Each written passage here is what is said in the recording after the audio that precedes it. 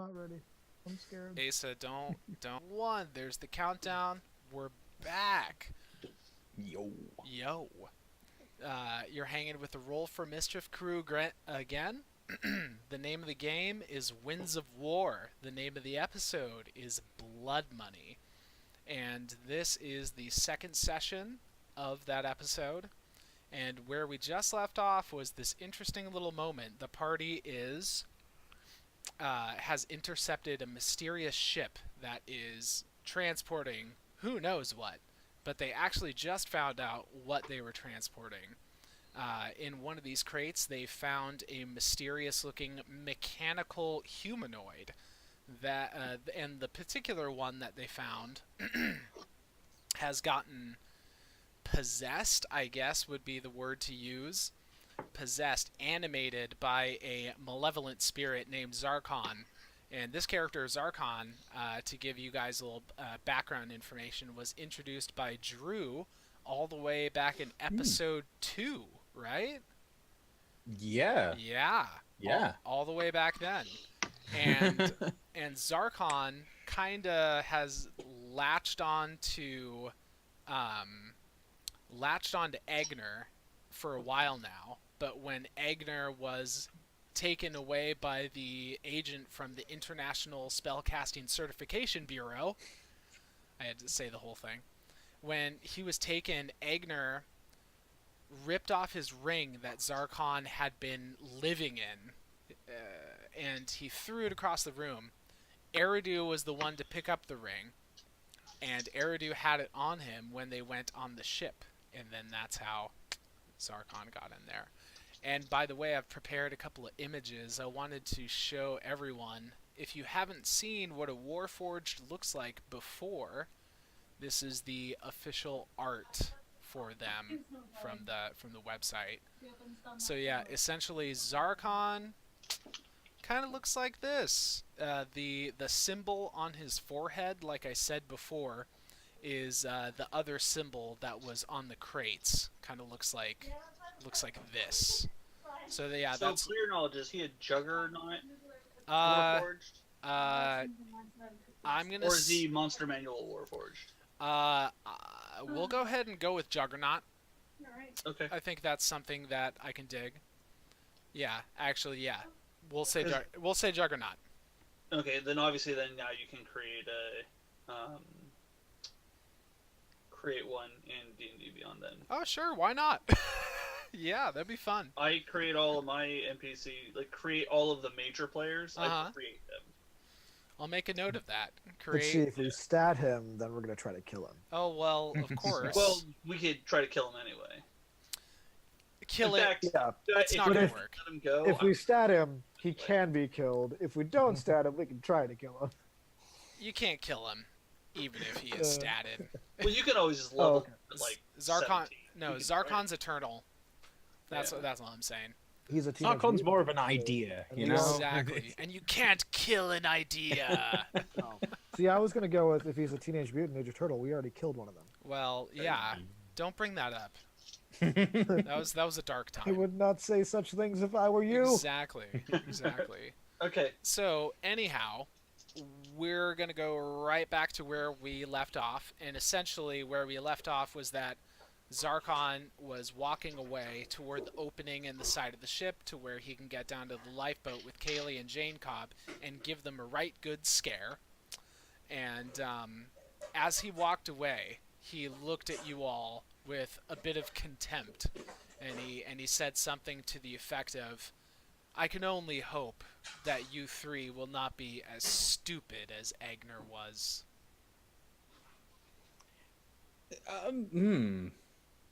Now, you see, if he's about to jump down onto the lifeboat and potentially cause hassle for our plucky NPCs, that's not on.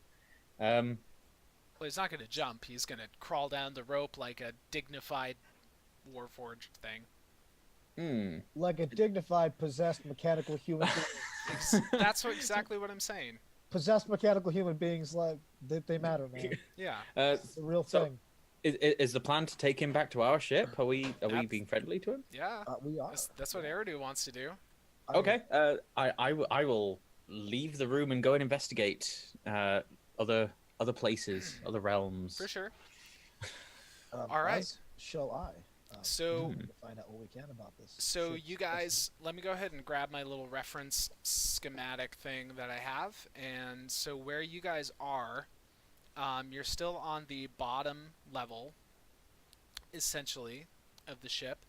And if you go a bit to your left and, peek around some crates that you can see in the corner, there's a set of stairs that will lead you up to a higher deck. And then there's also like a small pathway that leads like further into the bow. The bow's the front, right? The front of a ship is the bow. Yes. Yeah. Yes. So yeah, there's also an area that leads further into the bow area of the ship. So do you guys want to go up the stairs, or do you want to exhaustively search the bottom level first? Do we know for a fact that there's a second level, or does the upstairs lead to the deck? I'm If sorry. you just answered that, say- I'm really sorry. Okay. Do we know for a fact that there's a second level, or do those stairs lead to the deck of the ship? Oh, you can infer that there are more than 2 levels to the ship, because like Okay. where you guys put where Kaylee put the hole, it was like above you guys, but still low enough to where it looked like it was the bowels of the ship, like the very bottom. Okay. And there's like quite a bit of distance to get all the way to the top deck. Yeah. Okay, With a stealth attempt, I will go into the second level of the ship. And... I would like to maintain my position on this level and approach the prow. I see. Okay, give me a second to send something. Yes.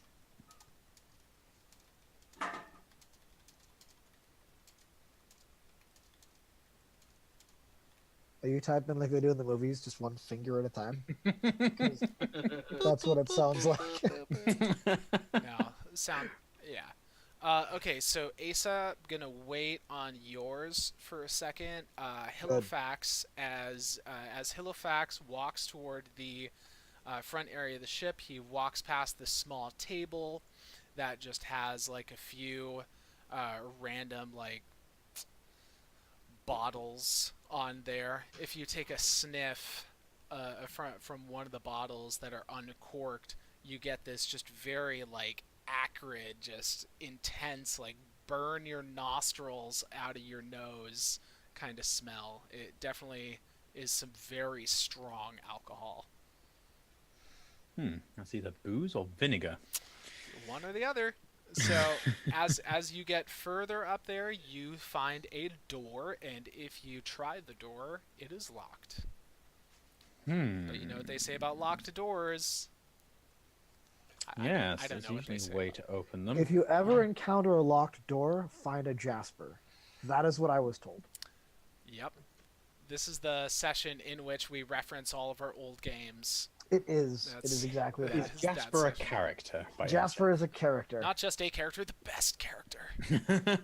I mean, that is debatable because I believe Cal is the best character. Oh, come on.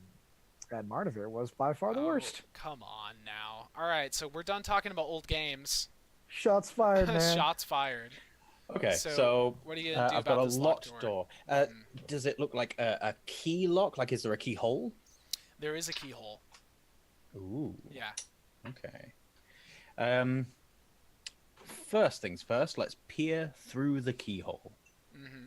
You peer through the keyhole. There is light in there, coming from the same kind of torches that probably are not giving off any heat, but a good amount of light. And it looks like a crowded storeroom. And there are some tempting-looking chests. Storeroom at the prow of the ship. So either we're dealing with a top deck captain's office situation to get these manifests, or lower down, where Eridu has gone.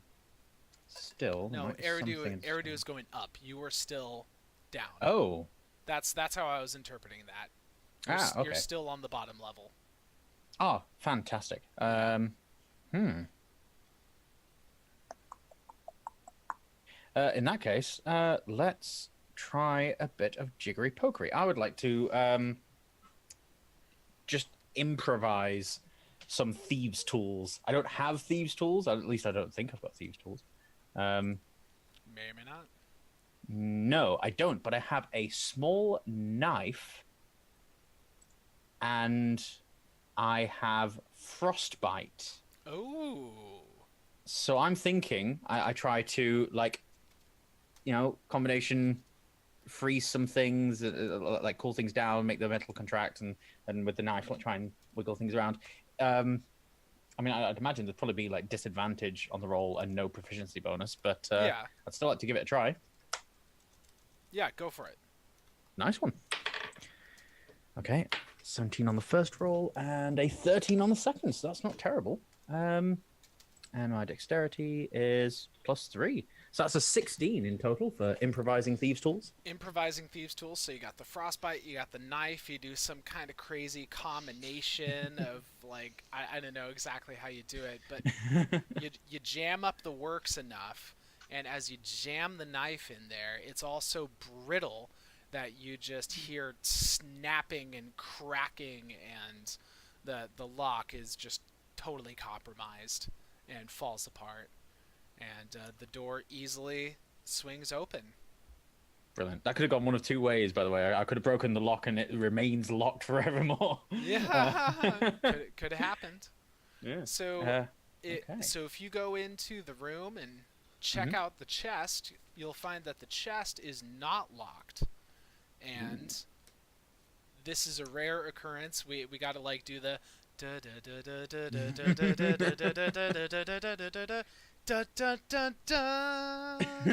like open the chest. The Legend of Zelda thing. You guys are actually getting loot. How often does this happen? Inside the chest, and I just kind of broke this down. So the amount of gold, it can be split into 900 gold pieces each. If you guys want to, assume that you'll be splitting up some stuff here. I mean, unless Halifax is going to skin some off the Halifax. Is he that kind of character? Is he? He is not that kind of character. He is going to. We'll just basically input it right now and assume that 900 gold pieces. Yeah, 900 gold pieces each. Inside the chest, there's also a potion of frost giant strength, a bag of holding. Ooh. Somehow we have not gotten one of those until before now. Well, it's about time. And and there's also a lantern. And officially it is a lantern of revealing. It is a hooded lantern, and on the face of the hood, where you would open it, it's got this large, like, crystally looking emblem that just looks like a large, unblinking eye. Sweet. For real. Right. So, hell yeah. And yeah, well, I'm going to close the lid, have a look around, see if there's any paper, and if there's not, bugger off, go upstairs, meet it with Eridu. No paper in this area, I'm afraid. But Eridu, going to you now. So I've been waiting all this time to reveal that I critted my stealth check. Oh, wow. Which is not as exciting when I've been waiting all this time to say that. Well, hey, I'm still excited. I want you to know that I'm stoked about it. So my stealth check is a 26. So that's pretty damn good. And let me just go through the formality of just rolling some dice and seeing if anyone is able to beat that. There's not even anybody up there. Kyle's just like, let me just make you feel. But there like are. No, I don't do that shit often. No, but now's the moment we will. Yeah. So Eridu creeps up. He's just prowling, he's creeping up so slowly. He is on his crawling. hands and knees searching for traps. Exactly. But I mean, that's actually like a good thing for him to just stay super close to the ground and just like peek his head up. So you're going up the stairs and just keeping a super low profile. and you're only like halfway up the stairs. It's one of those things where it goes up to a landing and then you go in the opposite direction to go up further. So as soon as you reach the landing and keep going up, then you start to see the light coming from the above deck. From the You hear sounds that have that guttural, like, low pitch that sounds like it's dwarves speaking dwarven. That's what it sounds like to you. And you feel confident that they're distracted enough for you to get a visual on this situation. All right. And I do also know Dwarven. for sure. So what you hear them saying is just pretty much they're like shit talking each other.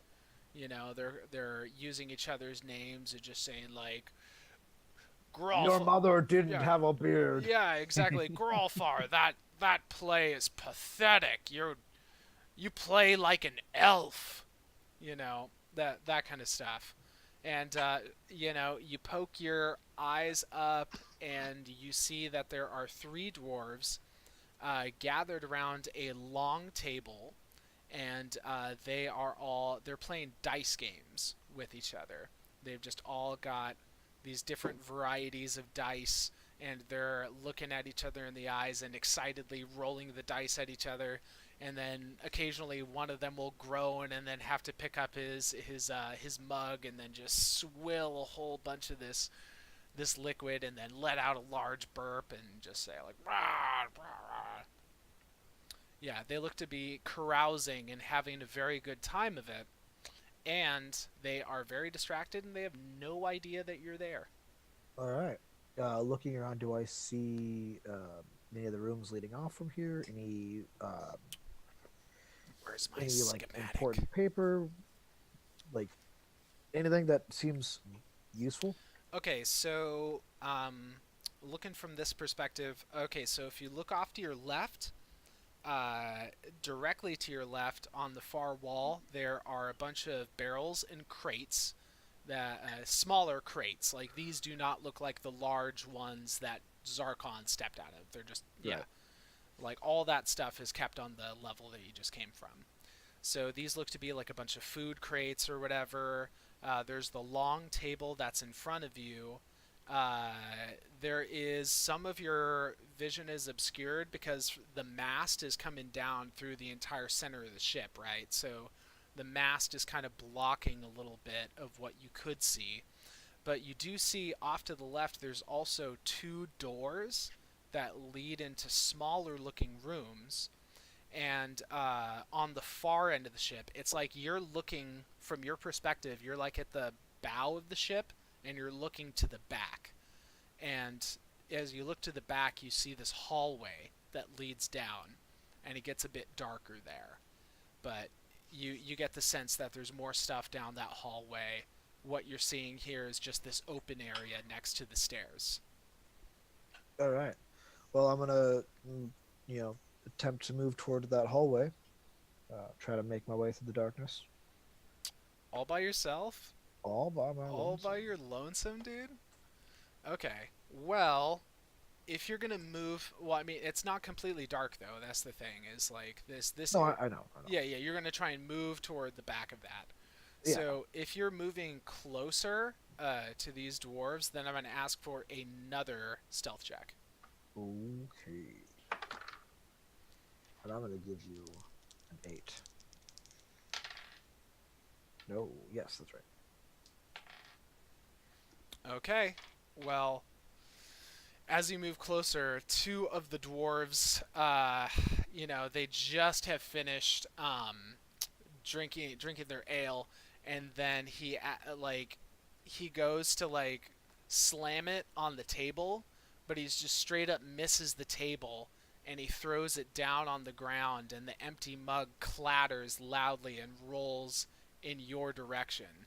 And he goes, "Oh, God damn it!" And then he looks, and then just sees you on the ground, crawling, trying to get past him. And he says, "There's a God's damned elf on this ship." I'm gonna really quickly pick up the mug and like offer to him in a very servitude sort of way, and be like, "Yeah, I'm just here to clean up your messes, sir." I mean, I would give you like a deception check and everything, but I'm gonna be honest, it's like not gonna work. I mean, they're I not. don't know that. They're. Yeah.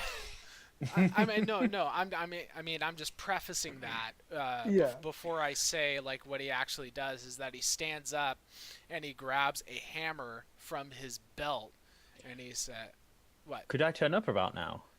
If you would like." Yeah, please. Yeah. And I would like to catch the dwarf's eye by like approaching from behind Eridu, and see if I can do that whole charming gaze thing. Okay.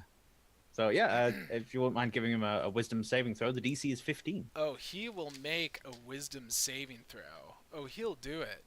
And I'll let you know that they have a mediocre wisdom. No, but they're dwarves. They should have a slightly more than mediocre wisdom. These are not the dwarves you're looking for. Well, good. So he fails.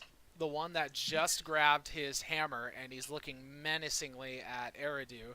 Then his eyes flick up to you, and he's just about to say, "Now what in the hell's is going on?" Yeah, so he's charmed for 1 round, so 6 seconds. So Okay. in my 6 seconds of charming him, I'll go. Surely you remember, my good friend, you hired this young lad to come and serve you on this ship. To better show up your friends here. They don't have elven slaves now, do they? Yes. You're right, they don't. And they should be And jealous.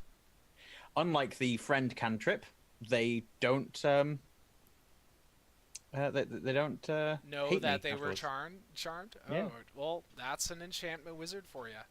Yeah. That's what that is. So, okay, so essentially you charm him for that short amount of time, you do your thing, but then like after he's not charmed, it's like does he revert to like his original state of mind though, like, or does something is something doesn't supposed to then- stick? It doesn't then elaborate. He's basically charmed for those 6 seconds. So while he's charmed, he's susceptible to suggestion. What I'd imagine would happen afterwards is once I've basically got him to go along with the story during those 6 seconds, normal human instinct will then kick in, and then he's like, okay, I've just said this thing. He'll either, it'll be down to your discretion of whether or not Sounds like he... a DM call right there. This is it's just an interesting one. But Yeah. Persuasion with advantage. Well, I mean, I could get down to the check or just kind of go off of what he said, and I really liked the point where you were like, they don't have elven slaves now, do they? And he'll run with that, because the way I'm thinking about it is like he takes the suggestion and now he's trying to like rationalize it to himself. Yeah. Like it's And I like was his own idea in a way. what like, he what thinks popped it into is. my head too was like the idea of pride. Like Uh-huh. then he starts to like kind of come to and goes like, "Oh, I don't have a dwarf or an elven slave," but then it's like, "Oh, but to admit that is to then like make myself look like an idiot now in front of my friends." after Exactly. declaring this is a fact. Exactly. Oh, D&D Beyond has a shortened version of the description. On subsequent turns, you can use your action to maintain this effect, extending its duration until the end of your next turn. And, however, if I move away from the creature and it can't see or hear me, or if the creature takes damage, the effect ends. Okay. Well, cool. So you can just kind of like Yeah, I'm keep going to a maintain hold it. on that. All right. Yeah. So he'll look very confused, and he'll just keep muttering to himself, and then he'll say, "Oh, you're absolutely right, my good friend. Thank you for reminding me that yes, I do indeed have an elven slave. You may get up now, Pip. Don't be so pathetic all the time." I'm sorry, sir. Here's the cup you dropped, sir. Thank you. The dwarven Always to serve, sir. his dwarven companions look very, very confused and alarmed and their hands are at their weapons. The one that you have charmed at the moment, he puts his hammer away, and he looks at the other two, and he just says, "Now, what are you getting a bee in your bonnet about?" Yes. Hello there. Your captain, as you may know, is currently preoccupied with what's happening up on the upper decks there. That strange ship that blocked our path.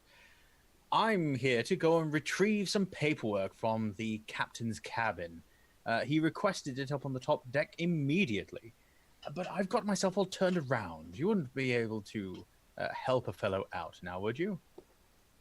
The one that you've charmed just comes up to you, gets closer, and says, "Oh, of course, my friend. You know, we would be happy to do anything for you."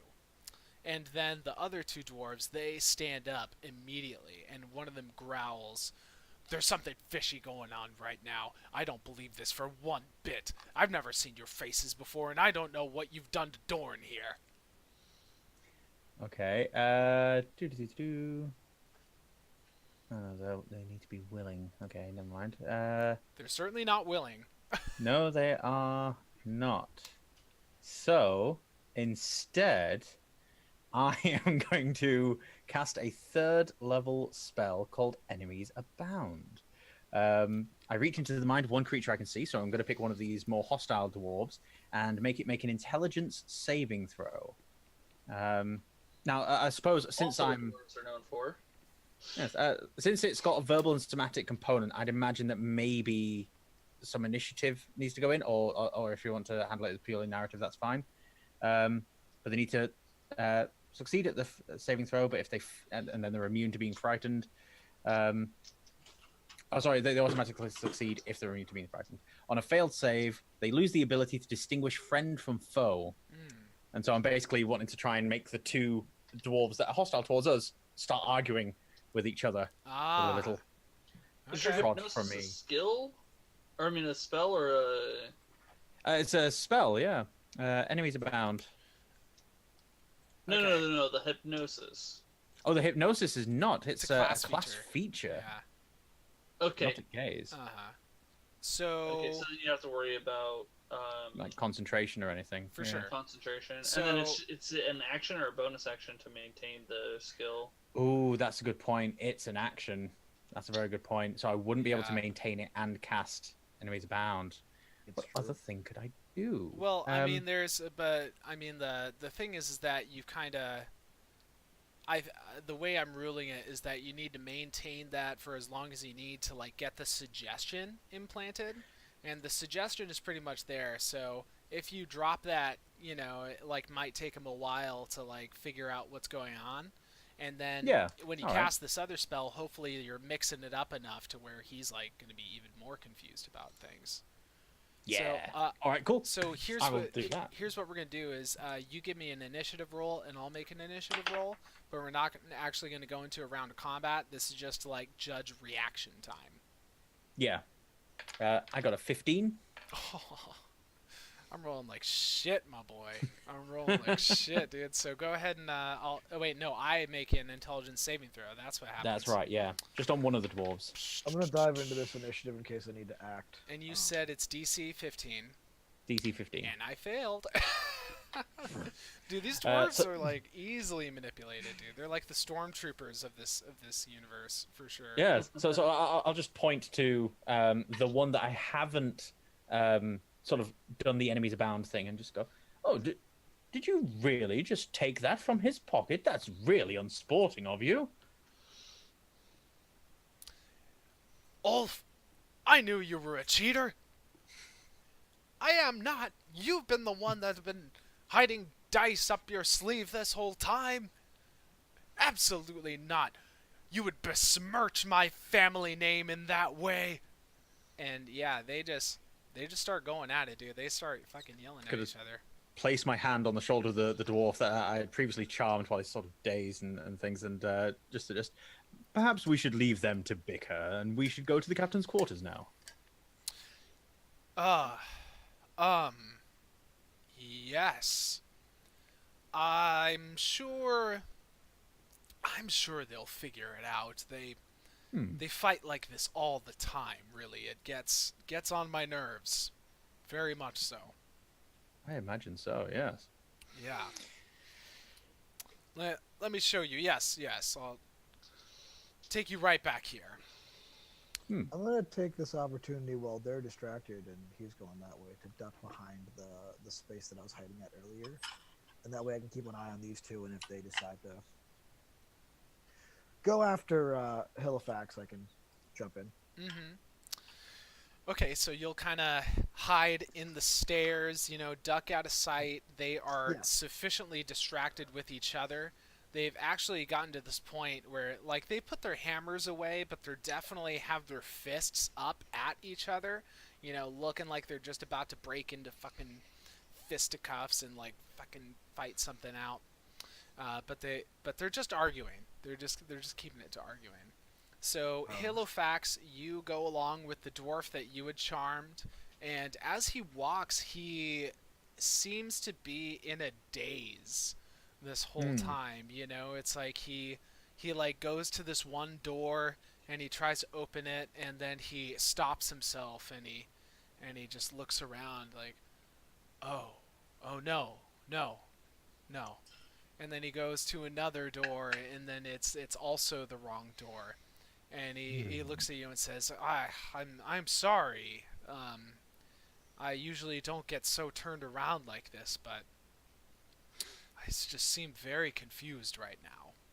It's quite understandable. It's a very stressful situation, seeing as you are aboard this ship, where the captain is so desperately in need of these papers. It can boggle the mind. It's done the same to me. It's why I can no longer remember where it is. Yes, yes, the papers. Yes. Yes. The papers. Perhaps you could just point me in the right direction, and you can return to your game of dice and take advantage of that elven slave you have. Oh, Pip. Oh, Pip. I feel bad for Pip sometimes. His family. He never knew his family. Pip. No. He has such a tragic tale. And They always do, those elves, don't they? yes, that's why they're so pathetic. Yes. I think a good sound beating will put things right for him. You go ahead and do that for him, and no. I'll go and find the captain. The papers. No, yes, come. Good. Yes. My memory serves you. So after just taking a couple of the wrong doors, like I mentioned, there were some small rooms on the side, and he's kind of taking you down further in the hallway, and there's actually one room at the very end of the ship, and that's where he's taking you. And you open it, and it does not look to be so lavishly decorated that it may be the captain's quarters, but it looks just lavishly decorated enough to be maybe the first mate's quarters.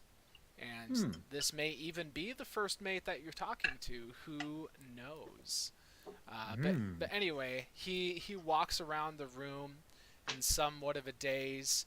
He goes over to the table and scuffs around with some papers there and mumbles and goes, "Oh, no. And then he goes over to the bed, and he looks like he's about to just like crawl into the bed and forget about this whole thing. And then he goes, "Oh, no. And he's just groggy and so confused the whole time. And then finally he goes over to a desk in the corner and takes some papers from there. And there's a small looking there's an orb on the corner. It looks to be about the size of a tennis ball. Your character's never seen a tennis ball, but it's about that size. And it's pure white, and it's just sitting right on the corner. And when you guys entered the room, actually, Halifax, you noticed that this orb was starting to glow a bit. And as he walks over to the desk, he sees the orb and he goes, oh. And he takes it and he twists it in a counterclockwise direction, and then the orb just goes dark, like a light got turned off. So does this appear to be set into a holder of some kind? Oh no, it's just kind of No? like just freestanding on top of the desk. Okay. While he's confused, I would like to, I'd like to try and pocket that and have a quick look on this desk and see if there's any other papers and things. So while he's wandering around in the days, I'll have a look around For sure. and not really hide the fact that I'm doing it necessarily. I reckon I could maybe get away with it. Since I've described him as being so out of his mind right now, I'll give you advantage on your sleight of hand check. Thank goodness, because that was a 3. That's a bit better. It's 11 plus 3, so 14. Oh yeah. You just reach out, and it was like actually just after he did the twist on it, and then he turns his head and he's looking at the papers, and you just come up right next to him and just super easy peasy as you please. You just take that small orb, and having to look over his shoulder at the papers, pretty much like everything that's on there, he has scooped up, and he gives to you. And if you take a quick second, I imagine Halifax is pretty good at speed reading. So he'll just kind of like flip through the papers a little bit and get an idea of what's going on here. And let's see. So you find a shipping manifest that bears some symbols that you recognize as symbols that that correspond to the South Iridan Shipping Company. Ooh. Yes. Also, so on the manifest, there's all these little like bits of information that you're pulling off of it. Origination port, Salta, Isle of Talth. Destination port, Twin Harbor, Iridan. Cargo, Juggernaut, 50 units. Vessel, Intrepid. There is also, in the papers, a detailed invoice, and as well there is a handwritten letter that I'll just go ahead and read to you right now, and we can assume that you read it now or you read it later, you read it with hairdo or, whatever.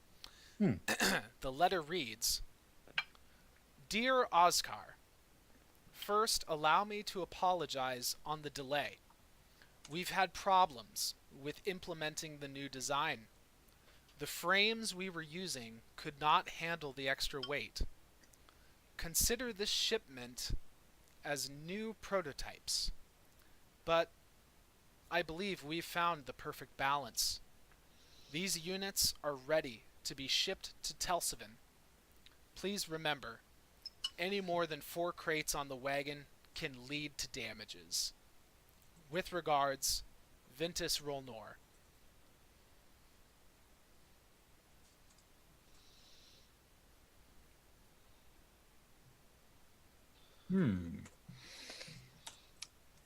I will. Well, the dwarf in front of you just says, "Is this what you wanted?" Yes, I think this is exactly what the captain wants. I shall run up there post haste. Best go back to attend to your dice game. You wouldn't want them to steal your money while you're away. Oh, no, that would be awful. I must admit I'm no good at dice, but I like to play because it can get awfully lonely on these ships, and you have the camaraderie of your fellow crewmates, but it's been so long since I've been with a hardy dwarven lass. Indeed. Yes, it can be quite long on these ship journeys, can't it? I do hear tell that there's a port further to to the west that might have a fair few dwarven maidens. That they have been leaving Twin Harbor at quite a pace recently, Oh, scattering to the winds if you can find them. I see.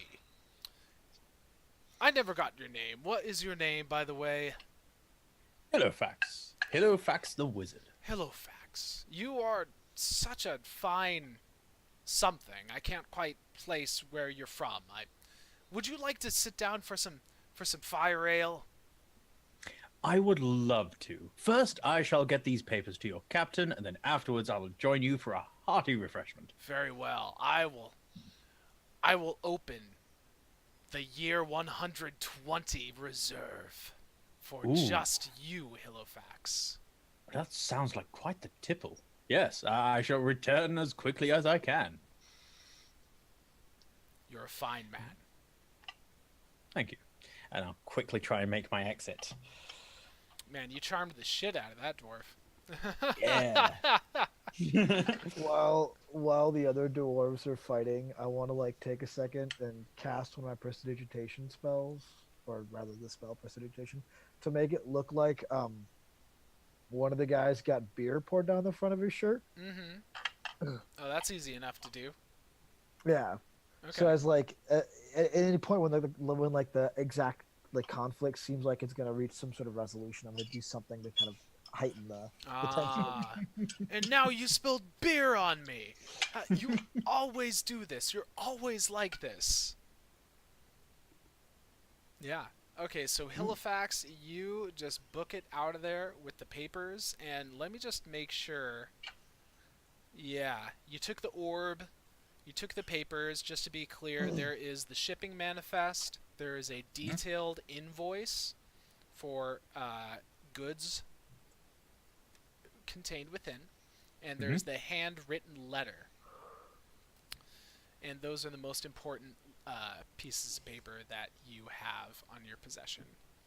You have a note that you'll be able to send through our Zoom chat or something of the locations that you mentioned as well, that the South Iridan Shipping Company was. Oh, yeah, definitely. I will be able to put that into the chat. So you easily meet up where Eridu is, and the fight between the two dwarves is still going on raucous enough to where they just don't really pay you any mind. Yeah, you definitely got to like scoot out of their way. Dodge out of the way. Yeah, you got to dodge out of the way for sure.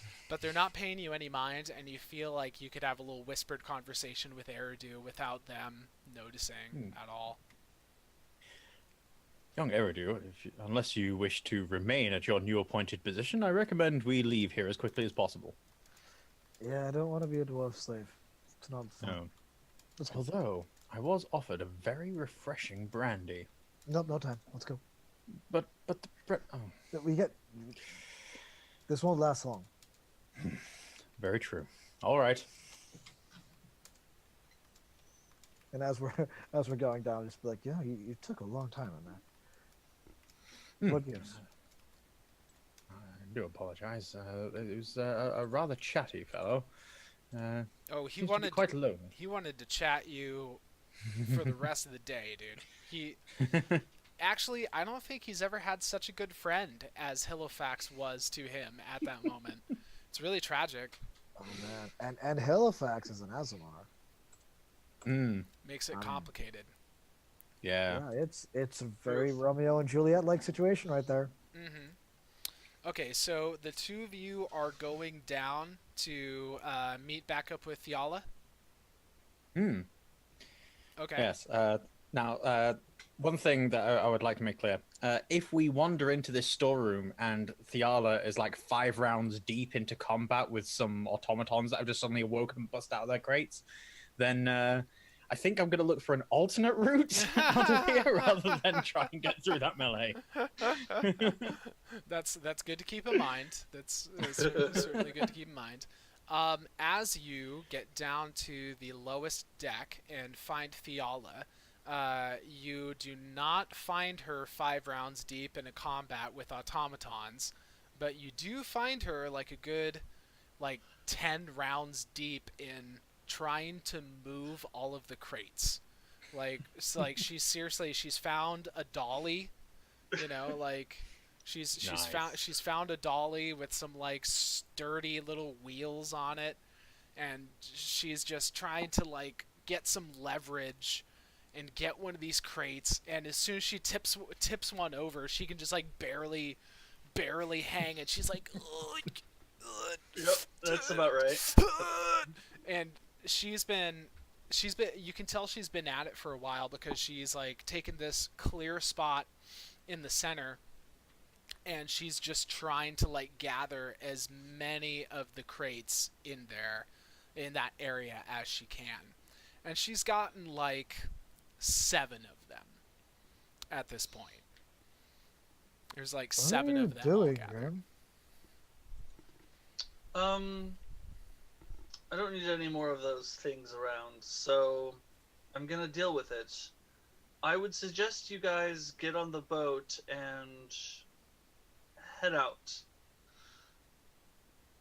Yes, I think we should all get on the boat, leave post haste. No time to lose. Come along. Just No, I said it right the first time. Get out of here, get on the boat. When you've made clear, I'll leave. My way. Just row. Don't worry about me. yeah, Come along, Eridu. She's got this covered. Let's go. Yes.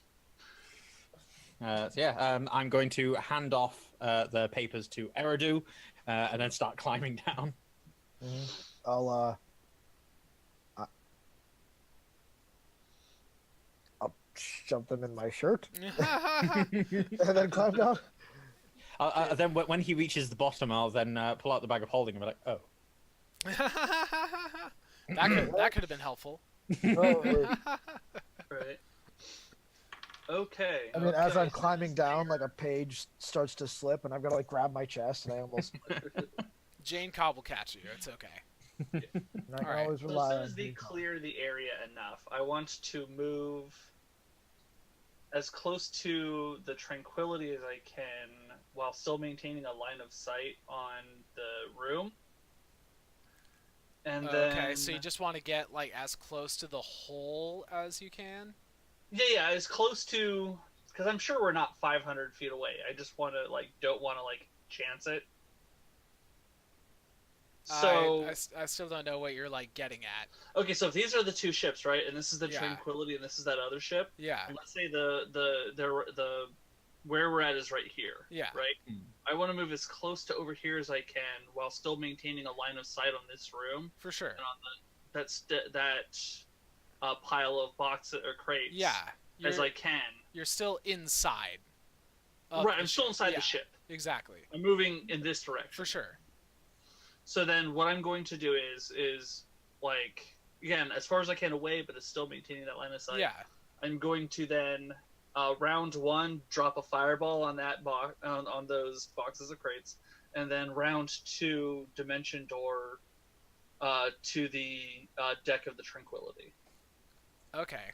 You wait, can do dimension door without having line of sight to where you're going to? Yeah, I think so. Can't I? Oh. Maybe I'm wrong. Hold on, let me check. Let me make sure. Dimension door is gnarly then. Maybe I'm wrong. Hold on. I thought so, but hold on. You can teleport to current range and any other spot within range. You arrive at exactly the spot desired. It can be a place that you can see, or one you can visualize, or one you can describe by stating distance and direction, such as 200 feet straight downward. So I visualize the deck of the Tranquility. Oh. This is where, because like you could as a GM argue semantics here, but this is where that feat that allows you to recall Keen anything mind? Yeah, Keen where you're mind. like, no, I remember exactly what the Tranquility deck looks like. And I know exactly how far away it is. Right.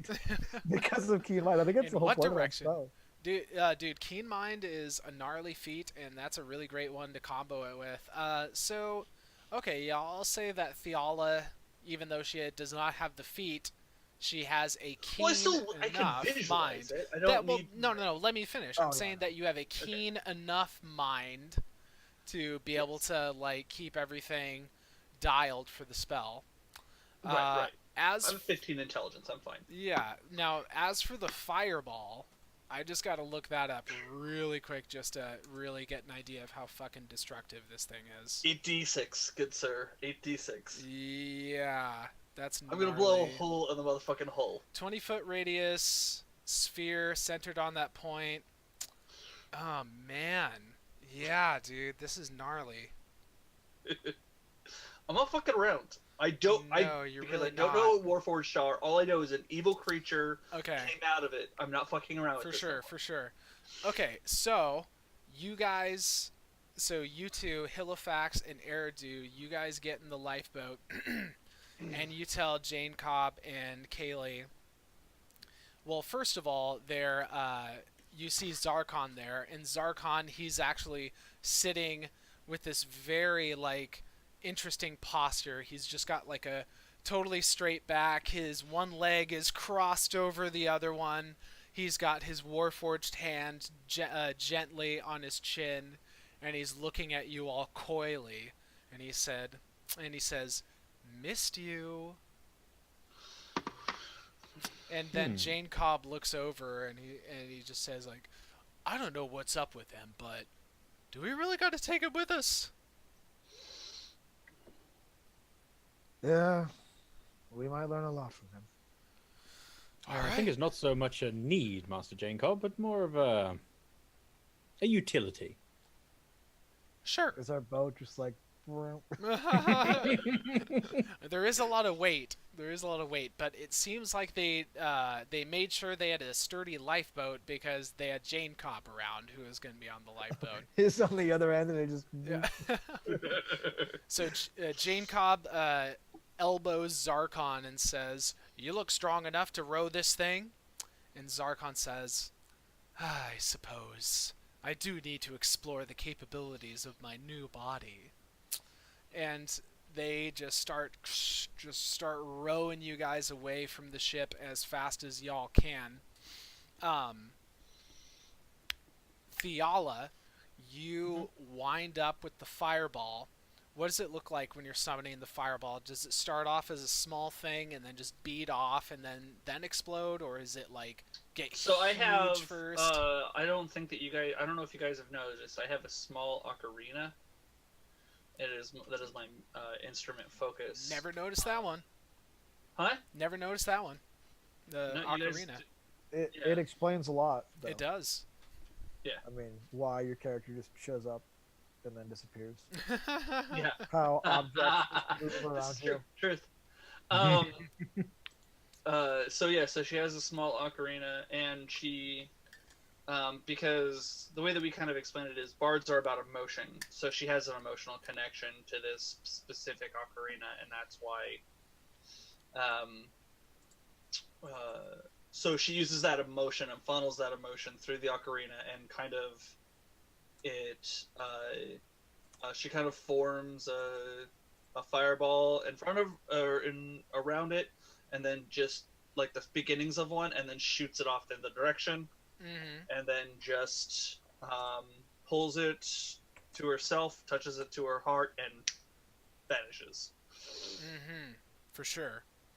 So it does take a second though. Like if you're doing an action to do the spell and then you do Right, the it's basically a action for whole the other turn. one. Yeah. So the fireball is going to go off, and you're gonna get some kind of shrapnel back at you because there's just Fine by me. there's just too much stuff in here, and that is too destructive of a spell to really let that fly. I am down for a dex saving throw. Yeah, so go ahead and do a dex saving throw. Okay. Oops. Oh yeah, 24. Okay, then you'll only take some half damage as some little bits of metal and shrapnel hit you for 3 damage. Okay. Yeah. So I'm dealing with it. yeah, we'll go with the flavor too, where it's like the shrapnel is shredding coming at you, and you get just grazed on the shoulder here and there, and as you touch that to your chest and then start to disappear, the last thing that you see is one of those enormous warforged heads, like a head had just popped off of this one, and it Right. was coming straight for your face, and you just disappear at the last Right. second, and it goes right through you. So all of you on the lifeboat hear and see an enormous explosion, and the shock wave just kind of hits you in the chest, and there's flames coming out from the hole that you left behind in the ship. Flames are just shooting out, and what was that for? Was that for Asa? Stop it! I think that's for me. Oh, I have a oh. Zelda Ocarina if you want me to go grab it. I So have 2 of them. Wow. anyways, An electronic one and a real one. the ship is seriously on fire, and it only makes Jane Cobb and Zarkon row faster. Yeah, Tobias, back Yeah. here, please. Tobias, I was gonna say, Hilofax, since you have a moment where you're not having to row or anything, you can just go like check in with Tobias, like, and I actually think it's cool, like you like tune into his senses just before the explosion goes off. And you're looking through Tobias's eyes, and he's staring down, and it's good that you checked in at this point, you feel, because things are just starting to get a little heated on the top deck. Malcolm, it's like you got what looks to be the dwarven captain on the bow of his ship, and he is holding on to some rigging, and he's like extending his chest out in the direction of the Tranquility crew, and Malcolm in particular, and he's just shouting at them. You can't really like pick up the words because like the wind's blowing and everything, but he's just like laying into him and shouting at Malcolm. And Malcolm, it's like he's actually like got little bits of fire just coming out of his mouth, and he's just doing the little spitfire thing, and he's shouting right back at him and getting all up in his face. But they're separated by the ships, of course. The other dwarves behind the dwarven captain, they are sneakily taking out crossbows and cranking them with bolts. And on the other side, on the Tranquility, you can see that Melody, who had been hiding behind the crates the whole time, is starting to sneak out and starting to look around at what she could possibly do about the situation. And then the explosion happens, and Tobias immediately, as soon as the whoosh, all that goes on, he just gets up and just starts flying away. He's very well trained, very much so. So yeah, pretty much on the top deck, all hell breaks loose, and as Tobias is flying away, you can see that the dwarves with the loaded crossbows just start going at it. They aim at the Tranquility crew, and they start firing, but everything is so like rocking and uneven on their ship now that their shots go wide. And yeah, all hell is breaking loose. They taking a shot at the Tranquility? Yeah. Yeah. Oh yeah, and you're there now. No. Wait. What? Dropping another fireball on these motherfuckers. Oh, okay. All right. Well, all right. You can do that then. Spend the spell slot. Make it kick them while they're down. Why don't you? Yeah. That's Well, also you know, brutal, Josh. Fireball. She But their fireballs like she's a warrior. Yeah, 150 feet range of fireball. That's yeah. pretty good. That's pretty good. I mean, it's definitely Hands down the most overpowered spell. yeah, it's definitely close enough. That was intentional. Mm. The overpowered Still is a here. fireball. I mean. Yeah, I know, sure. I know. No, that I know. Okay, so hold on, give me a second. That's 20. 27. This is an explosive finale to the session, I must say. It's pretty goddamn explosive. So, yeah, I mean, like that's good. I mean, I'm not gonna make a whole lot. I'm not gonna make like an attack roll be necessary. It's like you're just kind of shooting a fish in a barrel at this point. Well, You're no, it's not an attack roll; it's a save. well, that's what Yeah. that's what I meant. You know, Okay. it's like I'm not gonna do the die roll because it's like very obvious that you're just fucking blasting the top deck. You already blasted the fucking bottom. At this point, the whole ship is just starting to catch, and it is starting to sink because the bottom of it is so structurally compromised. And Matt Simon and Shepard Parma at this point are pulling you guys up using the pulleys of the lifeboats, and Malcolm is coming back and he's shouting orders to Wash, get us the hell out of here right now. And Wash is like, oh, this is a little too close for comfort. Get me away from those flames. Not on my nice ship. Not on my nice new ship. And yeah, you guys are just booking it out of there as quickly as you can manage and try not to take any kind of collateral damage from there. Let's see. What was I going to say? Oh, yeah. Everyone looks to be, for a moment, I mean, like, as soon as all of you clamber out of the lifeboat, the entire Tranquility crew looks at Zarkon, and they're so confused. They're like, what the hell did you bring back? Well, on one hand, this is what's inside the ship. On the other hand, what's inside this is, All gone now. I mean, potentially someone very terrible. I would be less concerned about what we brought aboard and a little more concerned about what we already have on board. Tiana, what was that? Sabotage. You foolish warrior!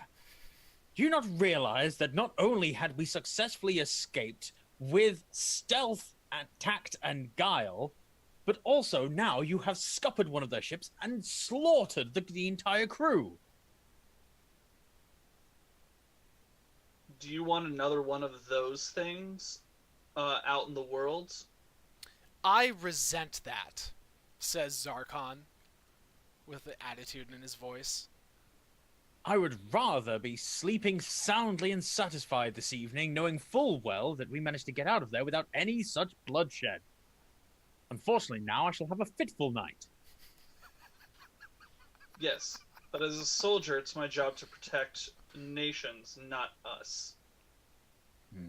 I still feel there was a better way around this. I can't say I agree with you. I'm going to point at that monstrosity. Again, I resent that. I don't give a shit what you feel. I don't know if your feelings count as anything. Oh, you silly little spring child. I have lived for so much longer than you can even imagine. I probably knew your great, great, great, great, great grandmother. That doesn't make you any less evil, fucker. I'm going to I am lean of your over. lineage. I'm going to lean sorry. over to. Oh, sorry. No, go on. No, you go on. I'm going to lean over to Eridu. What is it that we have brought aboard, Eridu? You seem to have more knowledge of this thing than any other. Let's have a private word. Indeed. And as we were like going off alone, my friend Agner, he found himself in possession of an object cursed by a drow emperor, I believe, named Zarkon. This is a drow who lived thousands of years ago. That is who inhabits this body. This ring, and I'm pulling it out of wherever I keep it, because I didn't put it on. Nope. Was the last thing that Zarkon had possessed. And apparently, me having it in my presence allowed his spirit to move from this object, where we were pretty sure he was pretty well locked away, into that. He seems to only be able to take control of something metal or some kind of object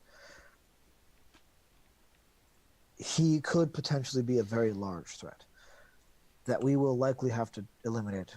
But first, we need to figure out as much about that body he's inhabiting before we do. And having his mind inside, perhaps he can tell us more than we would get by just dissecting it. I am concerned. I don't know how old or powerful this creature actually is. Ancient spirits are not those to be trifled with. This situation is quite dire indeed, Eridu. Quite dire indeed. I would like to deal with him while still on the Tranquility. I have no intention of letting him step foot on the shores of Twin Harbors. I quite agree. We need to ascertain his motives, what means he has at his disposal, and whether or not he means ill to any at all. I do not even know if I feel comfortable going that far. I would just like to figure out what this creature is he's inhabiting, and then drop the whole damn thing off of the ship and let the ocean take it. From what Agner has told me, he is not worth understanding.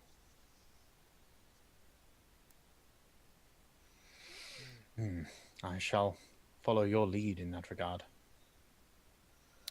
At that, as you guys, as Halifax says that, you hear a scrawny voice, and it is that of Kaylee, who has taken a spyglass, like a little telescope kind of thing, and she's doing that very classic thing that you do on the deck of a ship, where you're just kind of like scanning the horizon and seeing what's going on. And then she says, guys! We got some company! It's the Harbor Watch. The real Harbor Watch. And at that, we're going to close today's session. Man, their Harbor Watch. The real ones. You guys are going to actually be able to meet some people that you've been impersonating for a little while. Yeah. Dude. So That was cool. Yes. I love that. Yeah, I mean, she doesn't know what this is. It's clearly some kind of evil, and she trusts Eridu. That's all she needs to know. Yep. Yeah. For sure. Entirely out of character. I think Fiala did a really cool, epic thing there, destroying the ship. Drives the plot on. Certainly, it's more things to the whole idea of factions going at each other because of perceived slights and things done by other sides or whatever. That's par for the course. So this is just another log on that fire, but it's cool to do that. But also I can feel a little bit of stress of just this has probably exacerbated things a bit though. Oh yeah. But it's all good. Yeah. It's all good. Oh no, it absolutely has. But like I said, you gotta make those character decisions. Yeah. The only thing that she knows is because she doesn't know what those things are, and the only example of those things that exist is something that Eridu has called evil. Yeah. And she may be drow, but she's not the way that we're doing drow. She's not evil. She's lawful neutral, in fact. And, for sure. And if she ever finds out what it actually is, she might have some history on that might give her more information about how terrible this might be. For sure. Right, exactly. So all she knows is that she trusts Eridu, and that as a result, sabotage needed to happen. For real. Yeah. I imagine Halifax is basically going to be that a counterpoint to Thiala and Eridu's military instinct. Right. Yeah, absolutely. So, it's oh my great, god, the things that are going balance. to happen when it's you DMing and not. Oh yeah, it's just gonna be. What's interesting about this particular situation is, so Eridu specifically left out a lot of information about Zarkon because of the time that they were in. Right. As where if there was time to discuss it, he probably would have convinced Thiala not to do what just happened. 100%, and she would have listened to him. Yeah. Right. But Just with the kinda information that she went had, down- yeah, just kind of went that way. Oh yeah. All right. Well, I'm gonna it fuck is. around. Well, it's about time for us to sign off. Very, very glad that you could join us. The Roll Yeah. for Mischief crew loves you, and we hope that we get to see you again next week when we continue this episode called Blood Money. So, yeah, thanks for watching. Money. We'll catch you guys later. All right. See you later. See ya. Bye. Bye.